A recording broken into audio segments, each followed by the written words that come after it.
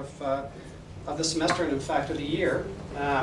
My name is Martin Van Krenendonk. For those of you who don't know me, I'm the director of the Australian Centre for Astrobiology and a professor of geology here in Bees.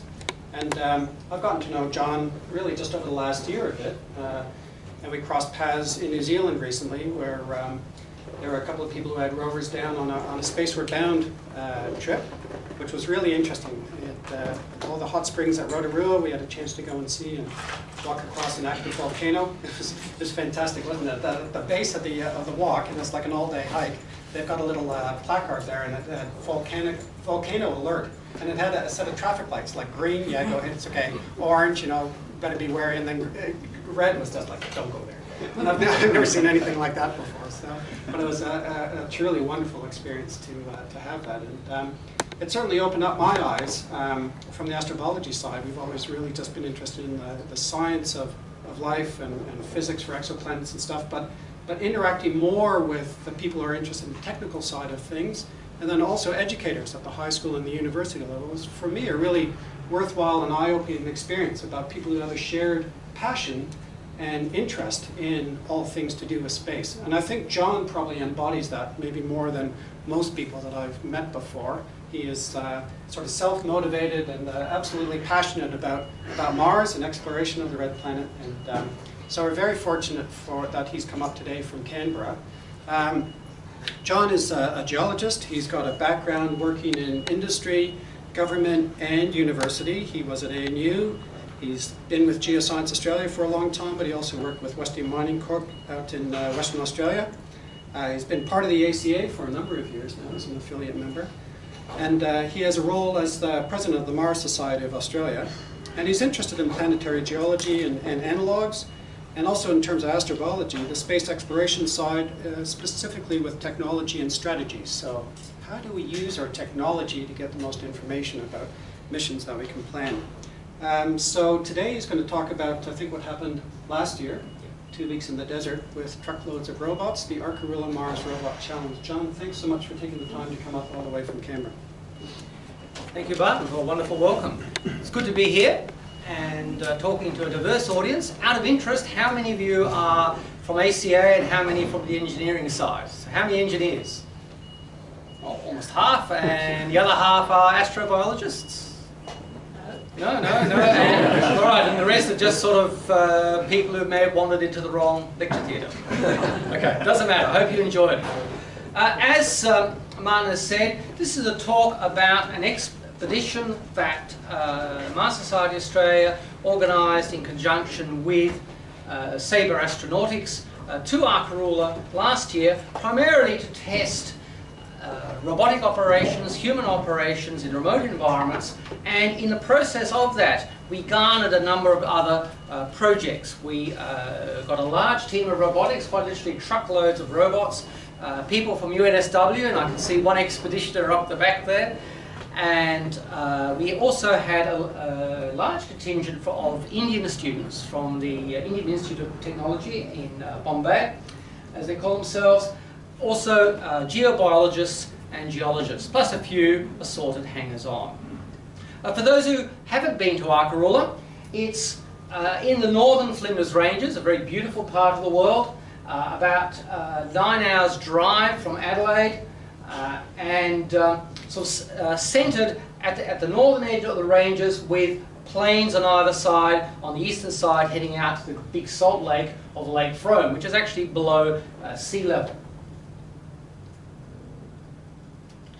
The reason Mars Society Australia selected Arkarula for its operations back in 2001, and the Australian Centre for Astrobiology was part of that process with Malcolm Bolter and Matilda Thomas, is manifold. I mean, first of all, there's good accommodation there. You can stay in anything from cabins to motel units, or if you're feeling a bit more heroic, you could stay in shearers' quarters or camp out. But whatever type of accommodation is suitable for your group, you can stay there. There's undercover workspaces, there's lecture and conference facilities, there's telephone, high-speed internet, a supportive community from the Spreek family who run Arkarula. It was set up by Doug Spreek, one of Australia's leading geologists back in the 1960s, and his son and daughter now run that. There's a tremendous diversity of terrain, from smooth plains to rocky creeks to steep slopes to test equipment, lots of features of scientific interest, a heritage of relevant research, astrobiology, planetary geology, and a classic location for teaching field geology. And students from many universities have gone there to learn about rock relations. And there's also, if you've got vehicles that need heavy work, there's good workshops to do that. Some of the features there of interest in astrobiology, you've got Paralana hot springs, not very large. The water area is perhaps a quarter the size of this room, but it comes out at up to 70 degrees. The radiation in there is about 20 times background, so you could camp there and still stay inside your annual dose, but there's big signs saying do not do that, do not drink the water, try not to breathe, etc., etc. But the bacteria in there, the DNA has been studied by people from ACA, and there are radiation-resistant genes in the microbial communities. So it's very interesting.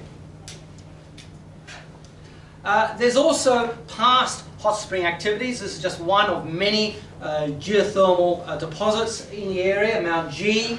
Down the bottom here we have crystals that have been leached out and then replaced by silica. We've got large cavities at the top with sediments. These are originally flat-lying sediments, and the boulders have now fallen over, and beautiful crystal lining vugs. Unfortunately, some of the best specimens have been destroyed, people literally flying by helicopter with dynamite and blowing them up and flying them away. But it is preserved and it is heritage listed. From an astrobiological point of view, it's interesting because A, it's radioactive, it's a uranium prospect. It's secondly formed underneath a glacial system, and so there's glacial debris in there. So you've got the possibility of finding radiation signs of radiation-resistant life, of the hyperthermophilic life, high temperature, hot spring life, and it's quite ancient. It's hundreds of millions of years old, and therefore you can look at the preservation of these biosignatures in relatively old rocks. There's also a lot of stromatolites there. Stromatolites are these sort of cabbage or bolster-shaped growths formed by the growth of microbes, generally photosynthetic microbes, and they're found in at least 3 different horizons in the area with a diversity of structures, which again, as you will see, make very nice targets for trials, for robotic systems, for human trials, seeing how well people can do field work under simulated space conditions. Sorry, John, those stromatolites, they're not associated with the hot springs? No. Different formations? That's right. Yeah. So this is in the Balcanuna Formation, this is the Trezona Formation from another location.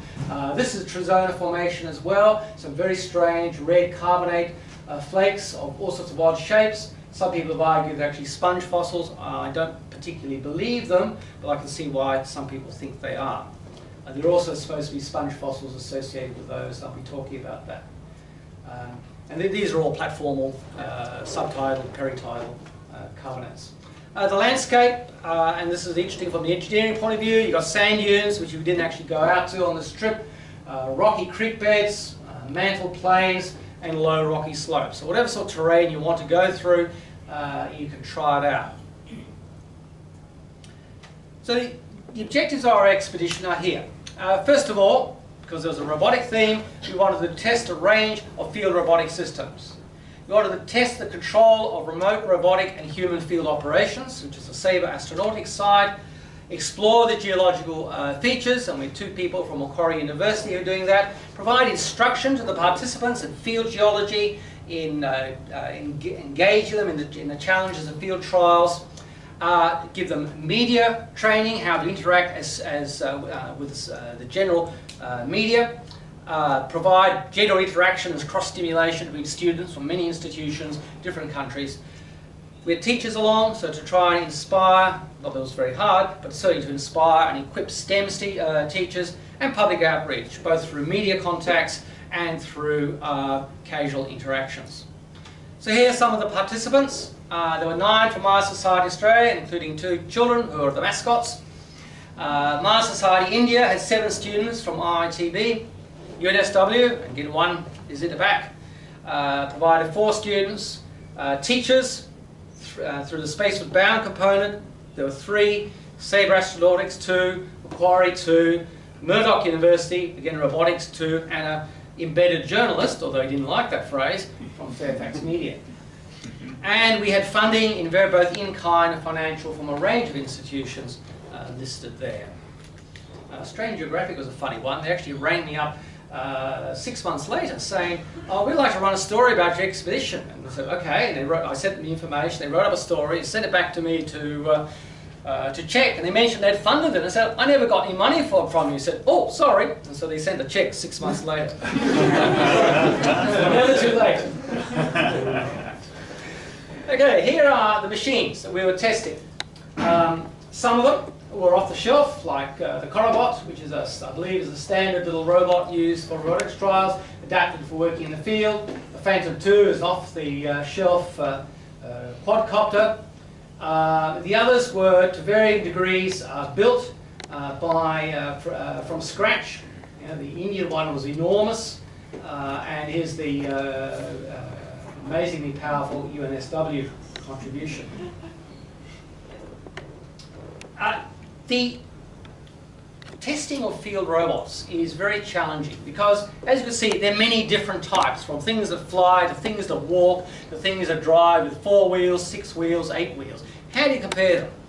Well, the US National Institute of Standards has a series of tests to allow the evaluation of emergency response robots. And Graham Mann at Murdoch University adapted those for field robotics to test small robots aiding human explorers in planetary environments, with the parameters listed there. It's surprisingly hard to find similar trials to date that have been done using these parameters, primarily because it's mostly emergency response, and secondly, a lot of the parameters are actually confidential. Different companies build their robots, they test them, they take the results back and evaluate them and to build better robots, but in terms of literature, public literature that allows comparison, there's surprisingly few. So hopefully this will inspire people to do more work like that. And here are some of the trials. That's an eye test for robots, in this case the Phantom 2. There's the torture surface with all sorts of wooden surfaces or chipboard surfaces to test the ability to cross. There are actual field trials along a course, the UNSW robot powering along, being videoed by the quadcopter, and there are various towing trials as well, with different weights appropriate for the capability of the rover. And these results are now in press. They've been submitted. They're under review. There's the results there. A lot of things worked, some things didn't. The main thing is NIST trials can be applied to field robotics. Lessons for the individual operators, center of gravity, wheel slippage, problems working with dust, problems working with dry air, electrostatic charging, vision systems need improvement, and also testing should in future look at the layout control in the field, where often because of bright sun, because of dust on the screen, there's various operator challenges. Everybody liked the quadcopter, and it's rather surprisingly small robot helicopters will fly on Mars. You know, it sounds a bit like a human-powered helicopter, but it is actually possible, and the potential of that for both autonomous exploration in difficult terrain and also for support of human operations, exploring the potential of small helicopters in field work would be very valuable, and have a lot of terrestrial applications as well.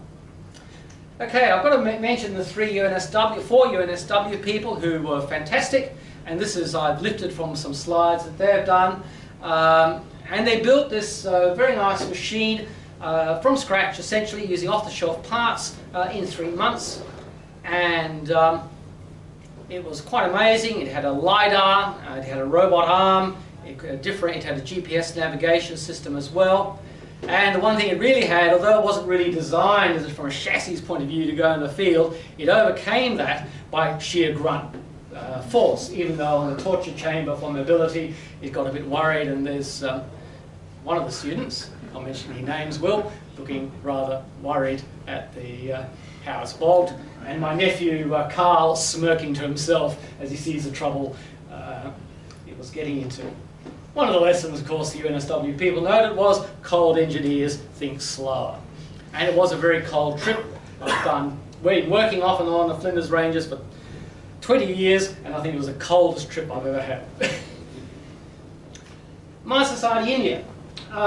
They scratch-built themselves a very nice rocker bogie rover with all sorts of, they're quite well funded by the university, but as a student project.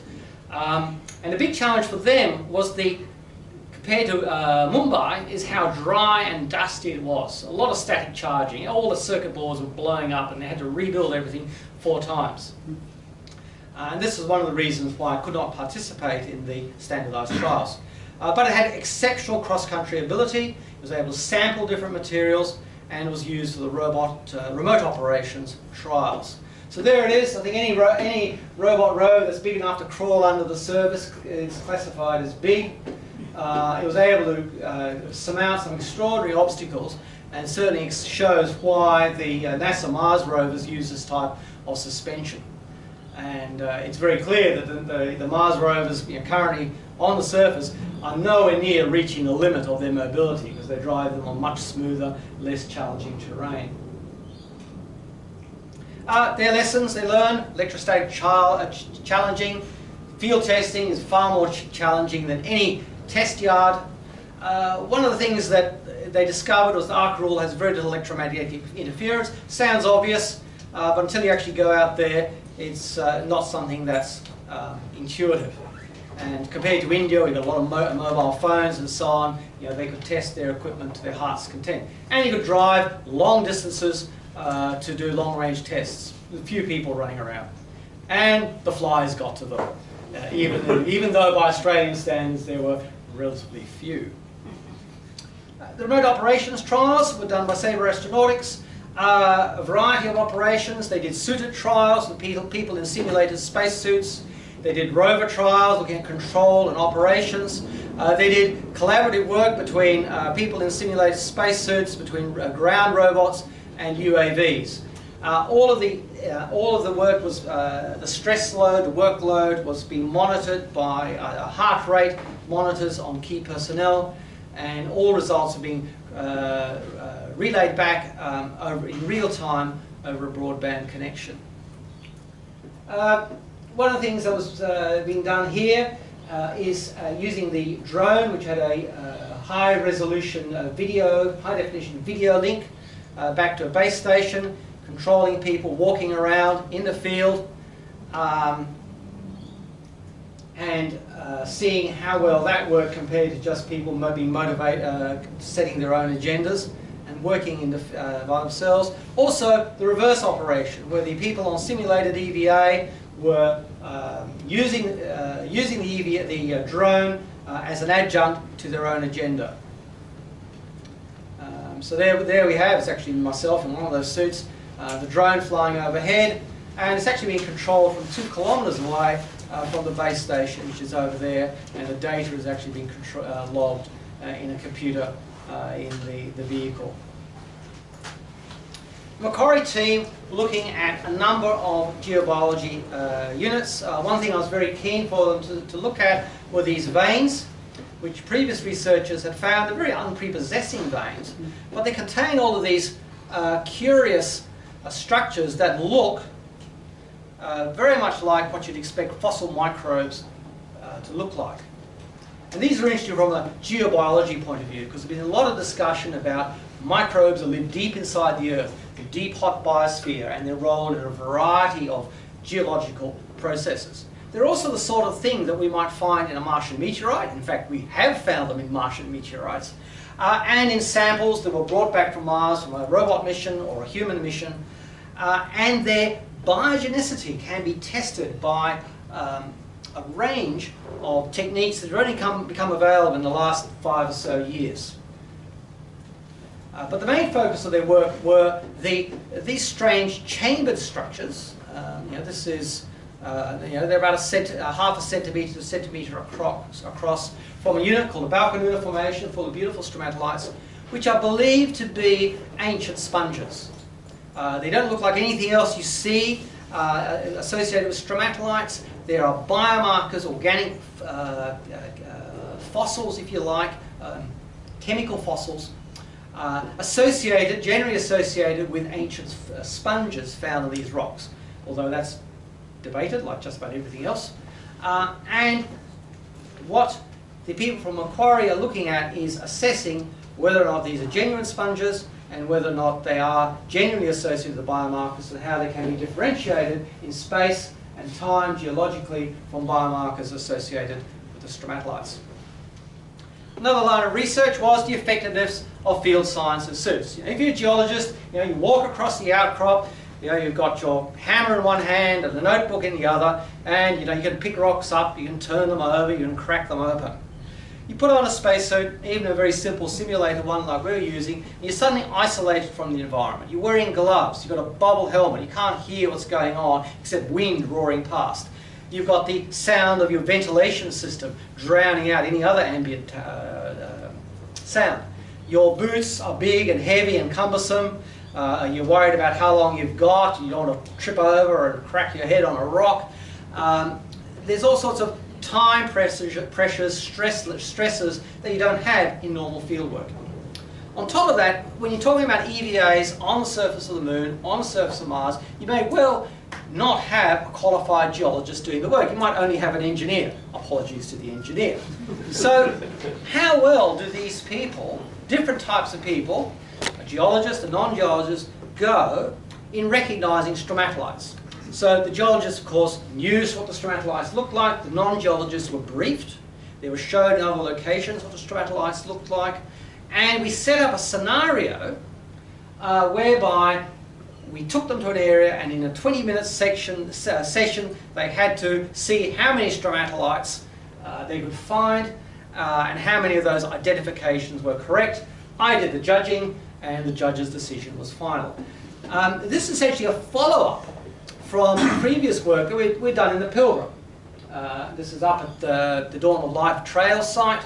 That's actually a gas pressurized suit developed by the University of North Dakota. Local school kids looking on, having a wonderful time. These are some of the stromatolites they were looking at.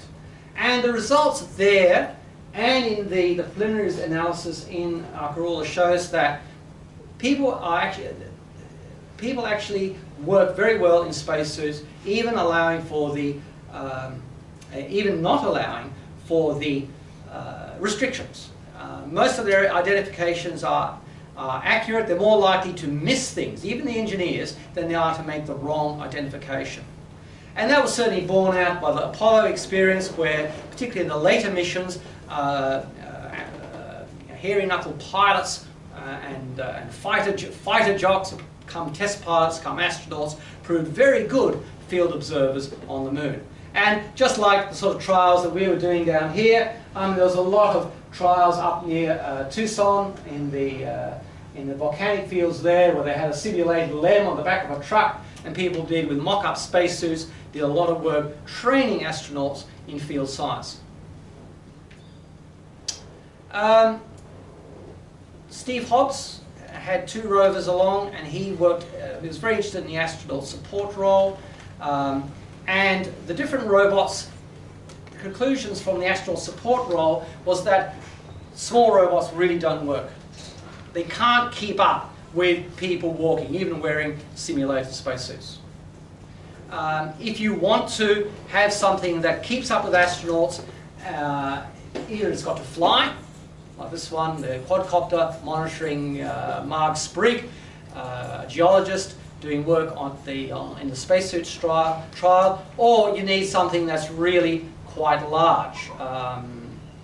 Something like the lunar rover, which can be roboticized and can follow, or automated or teleoperated, and can follow the EVA crew around. However, these small robots are really good for deploy and leave. You take them to a site, you set them up, and you leave them there to do a particular task.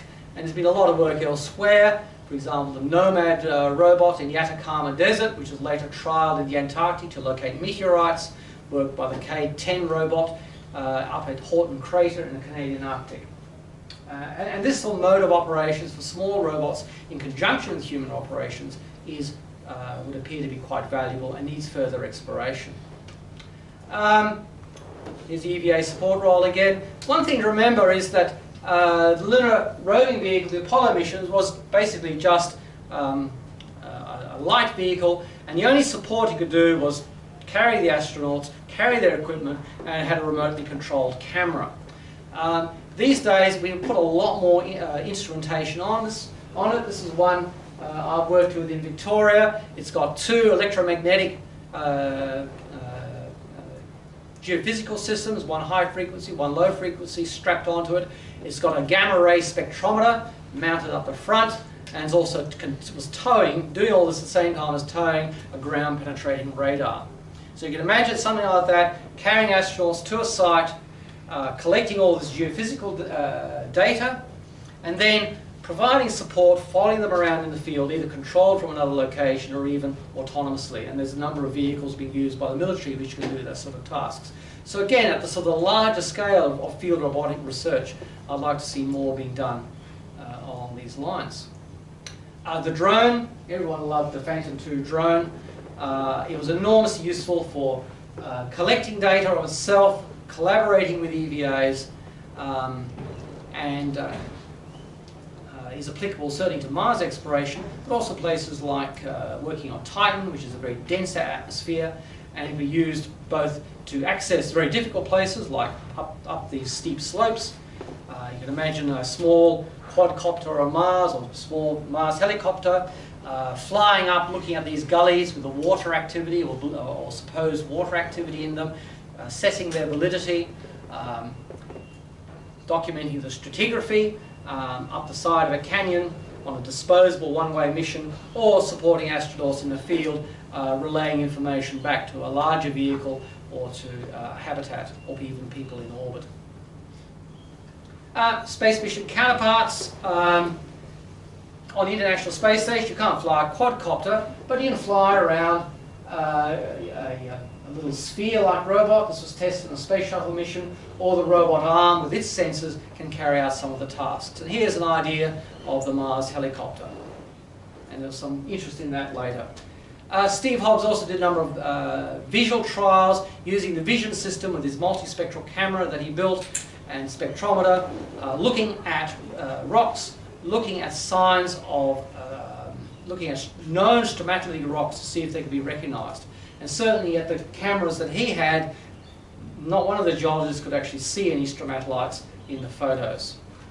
So if you want people to do field science with field robots, you've got to make sure that the vision system is of adequate quality, of adequate resolution, of adequate bandwidth to do that. And then that becomes a budgetary issue too. Training and education sites. The two I'd like to mention is a geology trip. Arkaroola, as I've said, is a beautiful place to study field geology, and as a means of introducing non-geologists, school teachers, engineers, logistics people to field geology, we took them on a one-day trip. It's also a good way to get oriented to the Arkaroola landscape that they'll be working into. And there's Simon George, who's an ACA fellow, talking about this contact between granites, old granites, it's an erosional surface with much younger sediments. We also had a two-day media training workshop with Peter Spinks of Fairfax Media. A lot of the science stories in the Sydney Morning Herald or the Melbourne Age, the Canberra Times, actually written by him. He also has his own blog called Science Matters. And he talked about how the media works, how to write stories for the media, how to write media releases, how to interact with them when they turn up. On the side, there are two 14-inch telescopes at Arkaroola. It wasn't a great time for astronomy because of the moon, but the moon was sort of pre-full a lot of the time, but we were able to see some bright sky objects and and of course the moon itself. And this is just a quick rough photo taken out the front of the restaurant at Arkaroola by one of our exhibition members. I think he took four photos, short photos, and digitally stacked them to get a nice view of the centre of our galaxy. Media outreach, we had a lady from the ABC came and we managed to inveigle her into a spacesuit. And once we got her in, we weren't able to get her out because she enjoyed it so much. We had a very good coverage from India, and the quality of coverage from the Indian media, including some of the major newspapers, was extremely good. And what was interesting too is looking at the comments on those stories. You have a story on science in Australia, or space engineering or planetary science in Australia, and the comments are going to be full of idiots. I mean, the quality of the public comments on the stories in India was really quite high. They were intelligent, they were thoughtful, and showed that people actually cared about what was happening. We had a visit by Mitcham Girls High School, and there they all are trekking off after the Indian rover. And some of the impromptu engagements, perhaps sometimes the best. I mean, this young fellow here, his family were having a holiday in Arkaroola from Adelaide. And they were so excited by being able to watch people driving robots, walking around in spacesuits. They stayed for an extra 3 days. And then he built his little cardboard rover and proudly showed it to us and to the students who were doing it. So maybe he's a future planetary explorer. But even if he's not, he's now a member of the public who's been engaged. There's Peter Spinks. Again, we managed to inveigle him into a spacesuit. And this is just a clip from his website talking about some of the work on that was being done there. And so there's some great video clips, including some outtakes when some of the robots didn't behave as well as they should have done, if you want to do a search on the web. So the results of the expedition. These were our goals. And we achieved all of them. So as the chief cat herder, I was very happy. And so where do we go from here? We are writing up our results. A report to CSIRO, one of our chief funders, has been submitted. There are theses. There are 5 to 6 papers. There was Spaceward Bound New Zealand. Was partly an outcome, partly a follow-up to that. Next expedition, I'm tossing around the possibility of the middle of next year, taking another group, organising another group of field robot trials in Arkaroola, possibly with a science focus. I think now we can say that people can build nice field robots on demand. Let's get them doing something. A lot of the field robot trials that have been done with the US Mars Society, the European Mars Society, has been focused on engineering tasks, which is fine. Going out and identifying a dummy in a spacesuit, to rescue that person, finding a piece of equipment, deploying a piece of equipment, undoing bolts from a test rig and so on. That's great. But why don't we do something different? And I thought we could actually set a series of tasks that get the machines to do particular science tasks. We'd like more regional participation. Not just India, perhaps Singapore, Taiwan, Japan, and so on. And maybe engage people who've already worked in the US and Europe in some of these student robot challenges. And as an example of that is work by Steve Hobbs, who, this is one of his latest robots, which he took to New Zealand to Spaceward Bound. And it's an off-the-shelf chassis, but with a scratch-built payload, including a webcam, a multispectral camera, a spectrometer, non-contact thermometer, plus GPS environmental sensors. And is able to collect data using that to complement work done by astrobiologists from JPL and NASA Ames at a boiling hot spring system, acid chloride system, and at a neutral chloride geothermal system. And this is when I talk about science robots. This is the sort of tasks that I have in mind that we could test next time we go to Arkaroola. So some ideas.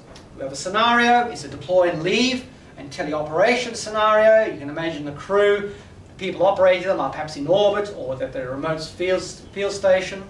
We look at basic technical parameters to make sure they all do work. And then measure things like the temperature and radiation at Paralana after a traverse up the creek bed. Recognize and image stromatolites, challenging. Collect meteorology data over a 24-hour period. Measure the topography, whether by stereo imagery or perhaps LiDAR, of a rock outcrop. Get the spectrum and determine the mineralogy of that from outcrop. UV fluorescence in Mount Painter, which is famous for its fluorescent minerals. Now I've just thrown in some of the University of Sydney's robots to illustrate perhaps some of the different approaches that could be used. And we can have tasks for drones as well, focused with flying up gullies or along creek beds, looking for water vapour, which would be very relevant to Mars, mapping paths for rovers, 3D images of outcrops and terrain. And the science team, or the robot team, the engineering teams have been fantastic. But let's expand those teams. You know, for this next expedition, have students in astrobiology, in physics, in chemistry, in geology, to bring in skills in instrument design, in interpretation of the data. And they work alongside the engineers to interpret the data. And the results get integrated into the performance.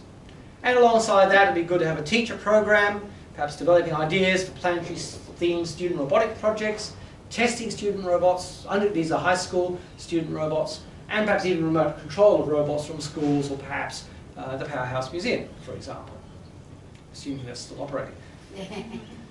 And maybe we can get an industry prize to support that.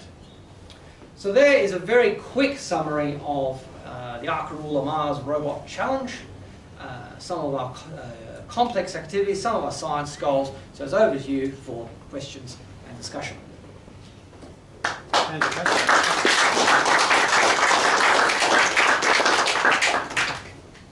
Thanks so much, John. It looks like it was quite a trip. I remember getting all the blogs from Simon George into the walls of photos on Facebook. It was a great trip. So, are there any questions for John? Yeah, go ahead. How were these robots powered?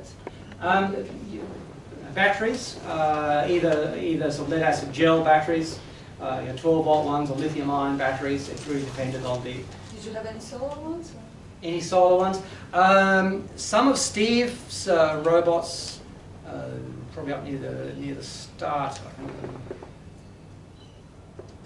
show. Suppose that wouldn't be. Okay, yes. This one here had 2 solar panels on there. The problem with using solar panels is the amount of power is low. So it's very difficult. You test out how well they collect power and how well it's used. But to actually do tests, you might only be able to use them for half an hour a day, and then you spend the rest of the day charging. So Steve was able to collect data on how this is working in the field, but most of the time it was running off batteries. If you want to do solar power, that's a whole different thing, and you can test that in your backyard or on the top of it, top of a building. Yeah, but like you said, field trials are critical with Spirit and Opportunity. Yeah. They ran into the same problem with dust. Yeah. So you need little windshield wipers or something. And it might be that solar technology, which is developing very quickly, and even here at UNSW, that might make it more viable in the future. I suppose it's only sort of close to the sun, I suppose, when you go a little bit further. Well, that's right. And it really depends on the time available. If you're able to sort of go out to a site day after day, for month after month, you do a fantastic study of how the solar power system responds to different cloud cover and dust build-up and so on. Well, you only got less than 2 weeks and a whole series of tasks. It's much better to work off battery power. Yep. Yeah. So what modifications are needed to the helicopter for it to operate in Martian? There's quite a few papers out there. There's a picture of a helicopter. There it is. This is a study that came out late last year, I think it was. Obviously, you need a large lift surface. You need lightweight. But there have been studies up there for helicopters up to 50 kilograms, all up weight, no, all up mass, flying on the surface. The limits are the low density of the atmosphere, the that's partly offset by the lower gravity. The low speed of sound in the Martian atmosphere because of its low density, so that sort of restricts the speed at which you can spin the rotor.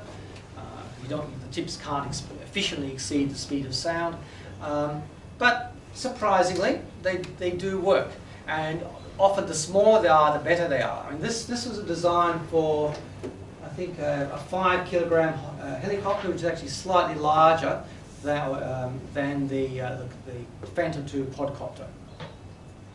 And there's some very nice miniaturized systems now, like spectrometers and multispectral cameras that only have a payload, a total weight of less than a kilogram.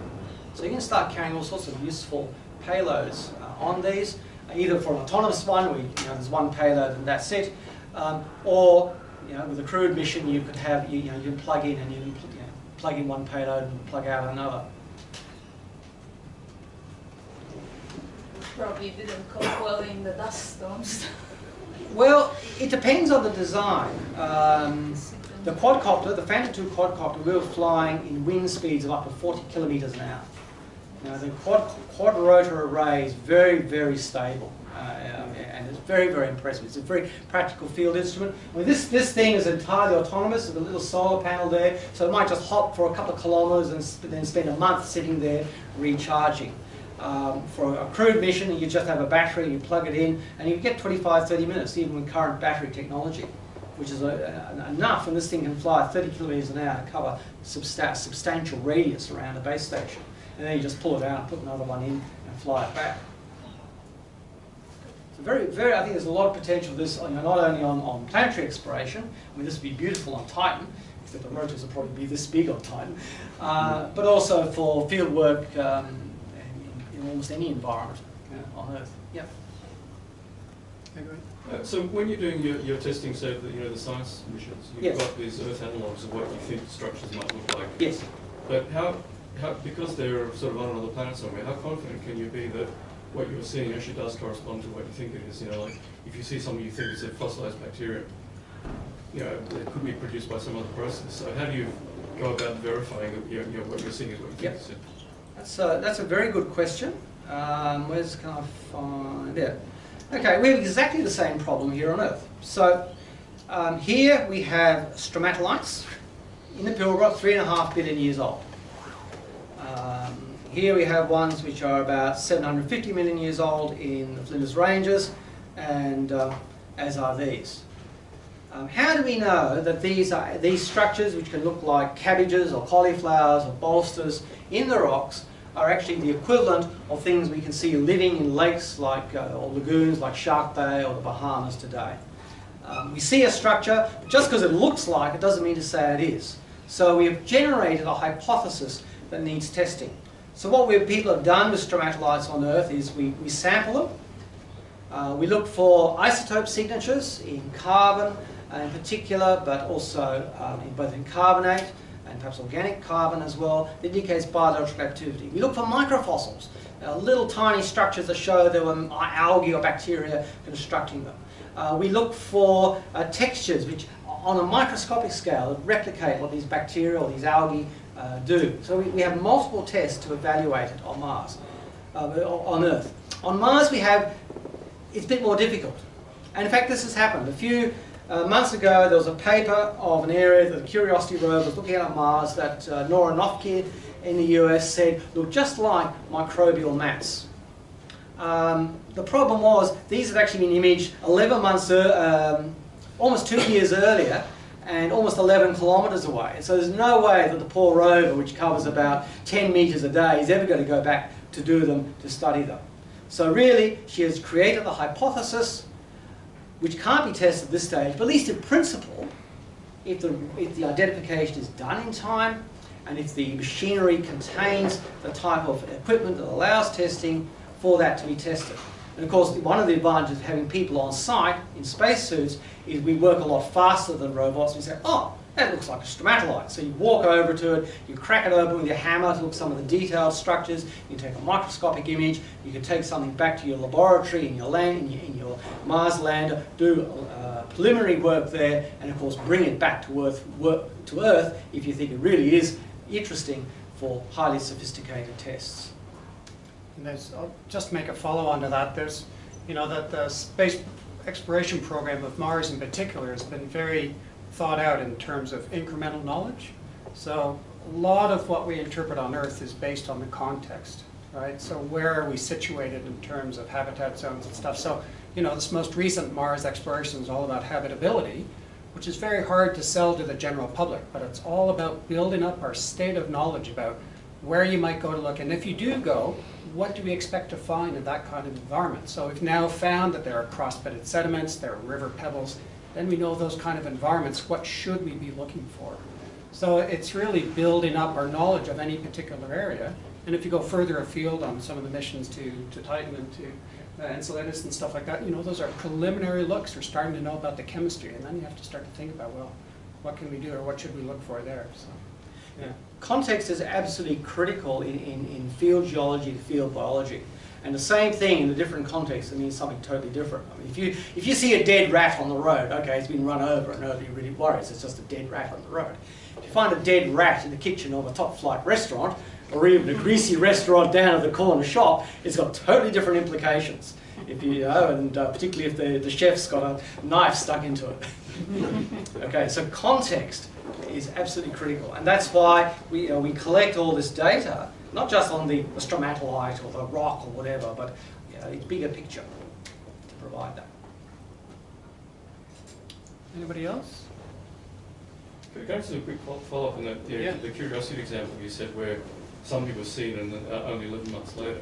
Yeah. Is part of the problem there is that this is collecting so much data that people aren't able to look at it on the fly, or why it wasn't picked up so late? I think that's one of the reasons. So you've got this enormous science team, and apparently it's quite a nightmare to handle. Something like 300 scientists on the science team at varying levels. And if anything gets written, it's got everybody basically signs off on it. So you thought a 5-author paper was bad enough. Imagine something where 300 colleagues all have their say. So results are trickling out of the Curiosity mission, the actual interpreted results of papers at a really quite an appallingly slow rate. But the data, particularly the imagery data, is uploaded for the public within hours. Nora Noffke isn't part of the rover science team.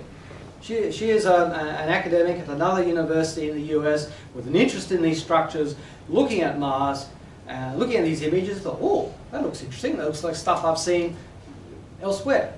And so she got in, wrote a paper, and the people on the science team, I'm sure they, I think their opinion is, no, it's not. I don't know what else they could have said because they've overlooked it and said, oh shit, it really is that. But they're quite right, we can't go back and test it. It's just like seeing from me to you in a photograph, and oh, there's an interesting looking whiskery fellow, without actually going up and talking to find out what you're really about. Yeah. This is a problem with life and user morphology. It's become a big issue. It's very controversial, and that's why we're developing new and more sophisticated technologies to probe further than just like, oh, I think that looks like life. So that has largely gone out of the discipline, which to some degree, as somebody who works on stromatolites, I think is a bit unfortunate because there are, to me, very diagnostic criteria.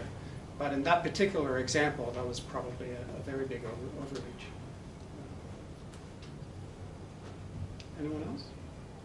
So John, you said you're planning something for probably next winter in Arkarula. Yes. Hopefully it won't be as cold. And the next Spaceward Bound, you said, is being developed now to go to India. Yes. And will that have a robotics component as well? Not at this stage. If you take equipment overseas, there's lots of paperwork you have to go through. And things like UAVs can't be flown in India under the current legislation.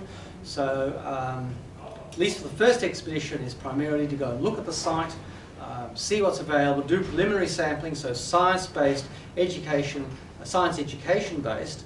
And I suspect going up to where we're going, which is Ladakh, which is up in the Himalaya, probably is the best place to take field robots to start first off. You want to have something that's slightly more accessible and slightly less hostile, at least the first expedition. But it would be really good as we build relationships with the Indian Space Research Organisation, with Mars Society in India, to actually develop programs to test their robots there, for Australian robots to be taken over there for testing, and of course vice versa.